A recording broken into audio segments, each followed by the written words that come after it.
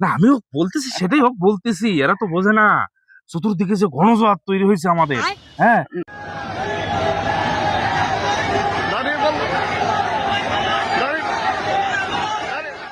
উঠেই দেবে, আমার নেতা আসছে।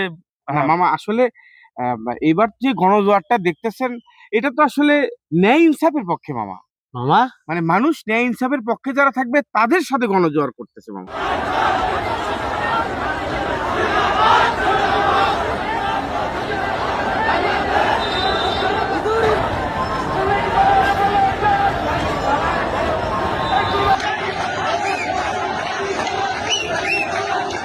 তুমি চুপ থাকো, তোমার টাকা খরচ করে ঢাকা থেকে আসতে কইলো কেনা? অযথা টাকাটা নষ্ট। 2-1 ভোট হলে কি এমন সমস্যা না, হতো? মামা আর শোনো, এত বেশি পটপটায় না। হ্যাঁ, চাকরি কেমনে করো, 12 তারিখ পার হোক, আগে দেখামো, পাস করি আগে। খালি পটর পটর ঢাকার থাকো, এলাকার খবর জানো না, সে গণজোয়ার নিয়ে আসছে। থাক, ওনার কথায় কিছু মনে করো না ভাই। কি অবস্থা? আরে শফিক ভাই, চারিদিকে গণজোয়ার, দাঁড়িপাল্লার গণজোয়ার শফিক ভাই। এইটা শুনেই তো আমাদের চান্দা মামার মাথা নষ্ট হয়ে গেছে, বুঝতে পারছো? এবার সরকার গঠন করবে দাঁড়িপাল্লা ইনশাআল্লাহ। ইনশাআল্লাহ।